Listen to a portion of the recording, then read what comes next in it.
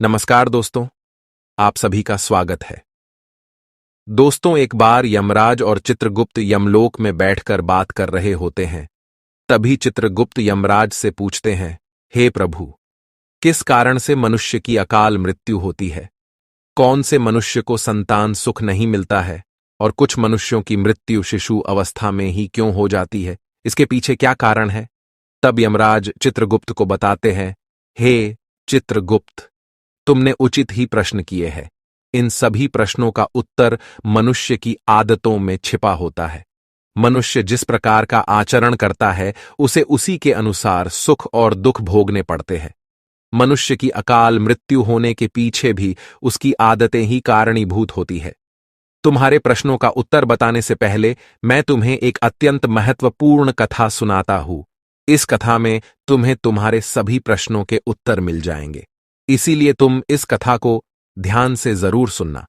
तो दोस्तों, यमराज ने चित्रगुप्त को जो कथा सुनाई है, हम वह आप सभी को सुनाने जा रहे हैं।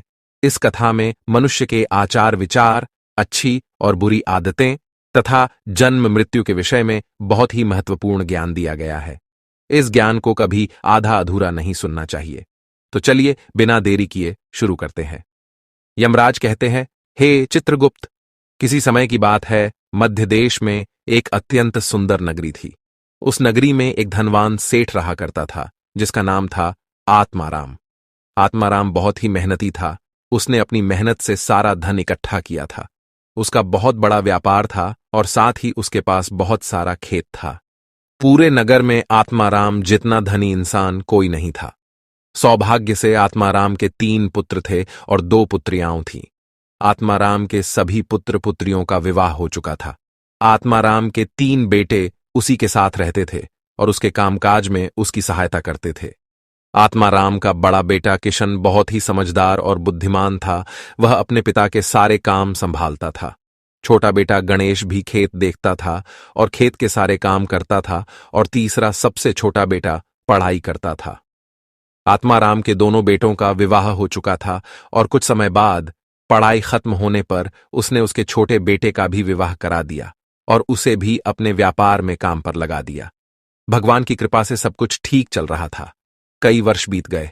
आत्माराम के बेटों ने उसके व्यापार को और बढ़ा दिया, और जब आत्माराम की मृत्यु का समय निकट आया तो उसने संपत्ति का बंटवारा करने का सोचा और अपने 3 बेटों को बराबर हिस्सा करके उसने अपनी सारी संपत्ति 3 बेटों के नाम कर दी और बड़ी ही प्रसन्नता से उसने मृत्यु को गले लगा लिया।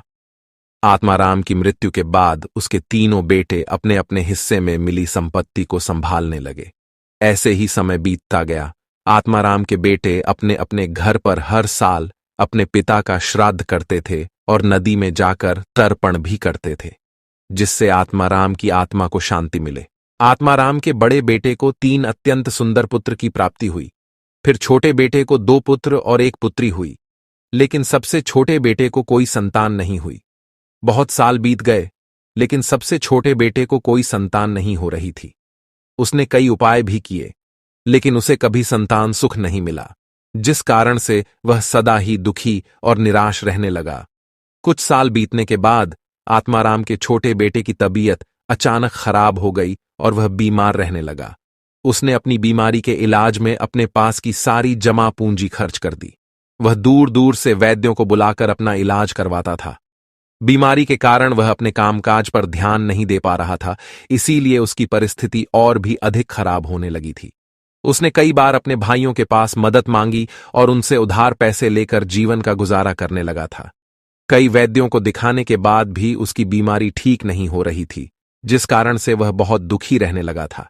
उसके भाई भी अब उसकी मदद करके थक चुके थे, लेकिन अब उन्होंने भी उसकी मदद करना बंद कर दिया, क्योंकि वह अपने बड़े भाइयों से ठीक से बर्ताव नहीं करता था।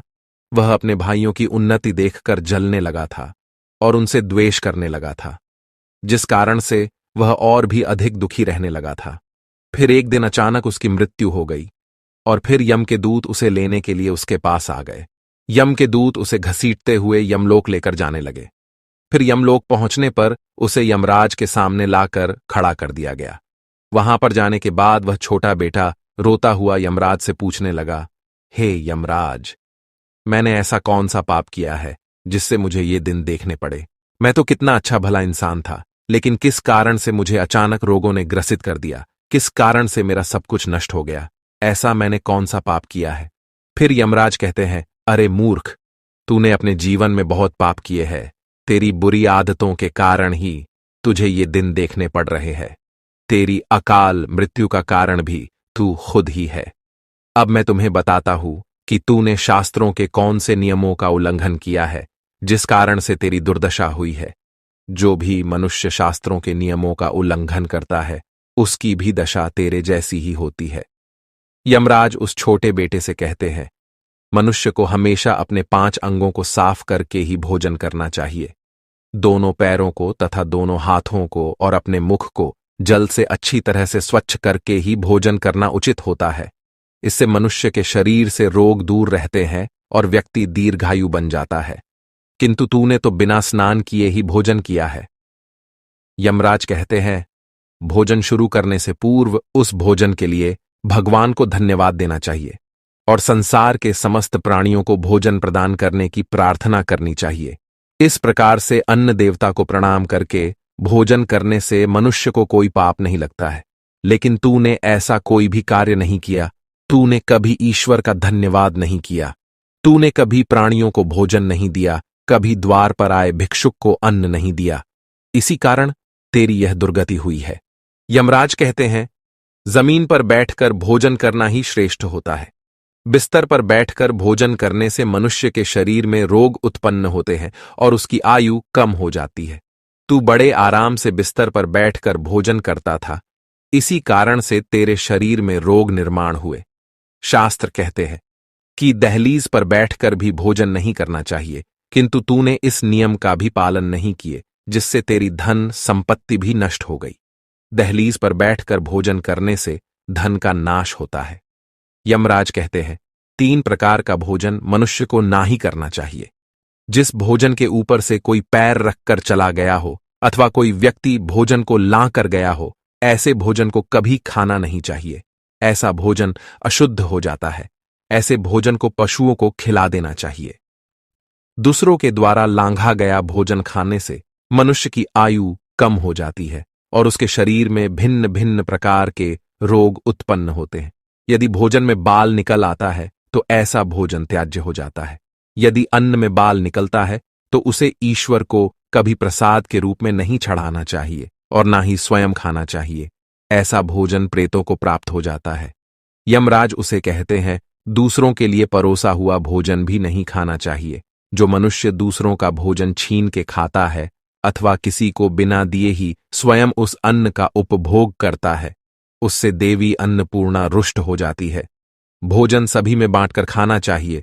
दूसरों के हिस्से का भोजन करने से मनुष्य के पुण्य कर्म नष्ट हो जाते हैं, लेकिन तूने इनमें से किसी भी नियम का पालन नहीं किया। इसी कारण से तेरी आयु कम हो गई। शास्त्रों के अनुसार दिन के समय में मनुष्य को उत्तर की ओर मुख करके मल मूत्र का त्याग करना चाहिए। यदि रात्रि के समय मल मूत्र का त्याग करना हो तो दक्षिण की ओर मुख करके करना चाहिए। मल मूत्र का त्याग करते समय हमेशा अपने सिर को ढककर रखना चाहिए। किसी भी पेड़ के नीचे, कुएं के पास, नदी के किनारे के पास, गौशाला के पास, देव मंदिर, अग्नि के पास तथा शमशान भूमि के पास कभी मल मूत्र का त्याग नहीं करना चाहिए। शास्त्रों में कहा गया है, खड़े होकर भी मल मूत्र का त्याग नहीं करना चाहिए। इससे शरीर में रोग और विकार निर्माण होते हैं। इसके साथ ही पूरी तरह से निर्वस्त्र होकर भी मल मूत्र का त्याग नहीं करना चाहिए। चलते चलते कभी पेशाब नहीं करना चाहिए। इससे जीवन में दुर्भाग्य आता है। जूते पहनकर, छाता लगाकर भी मल मूत्र का त्याग करना अनुचित माना जाता है। कभी भी किसी स्त्री, गुरु, देवता, मंदिर और पानी की तरफ मुख करके आकाश में ग्रहों को देखते हुए मलमूत्र का त्याग करना अनुचित होता है। रात्रि में चंद्रमा और अग्नि की तरफ देखते हुए भी मलमूत्र का त्याग नहीं करना चाहिए। इससे जीवन में दुख और संकट आते हैं। मलमूत्र का त्याग करने के बाद उस भाग को स्वच्छ करना चाहिए तथा अपने हाथों को भी जल से शुद्ध करना चाहिए। मलमूत्र का त्याग करने के बाद किसी दीवार पर साफ नहीं करना चाहिए। इससे पशु के रूप में जन्म प्राप्त होता है। मलमूत्र का त्याग करने के बाद उसे अच्छे से ढक देना चाहिए और उस पर मिट्टी डालनी चाहिए ताकि कोई पशु उसे खाए नहीं। यमराज कहते हैं, मनुष्य को कभी निर्वस्त्र होकर स्नान नहीं करना चाहिए, इससे पितृदेव रुष्ट हो जाते हैं। पितृदेव रुष्ट हो जाने पर मनुष्य अपना सब कुछ खो बैठता है, किंतु तूने सदैव ही निर्वस्त्र होकर ही स्नान किया है, जिस कारण से तेरे पितृ भी तुझसे नाराज थे। इस प्रकार से यमराज उस छोटे बेटे को बहुत सारा ज्ञान देते हैं और यमदूतों से कहकर उसे नरक ले जाने की आज्ञा देते हैं। तो दोस्तों, इस प्रकार से मनुष्य को कभी शास्त्रों के नियमों का उल्लंघन नहीं करना चाहिए। यमराज ने चित्रगुप्त को जो ज्ञान दिया है वह अत्यंत महत्वपूर्ण है। उम्मीद है आपको यह जानकारी अच्छी लगी होगी। वीडियो को लाइक जरूर करें। ऐसी ही आध्यात्मिक जानकारी वाले वीडियो देखने के लिए चैनल को सब्सक्राइब करें और कमेंट में जय श्री कृष्ण अवश्य लिखें। आप सभी का धन्यवाद।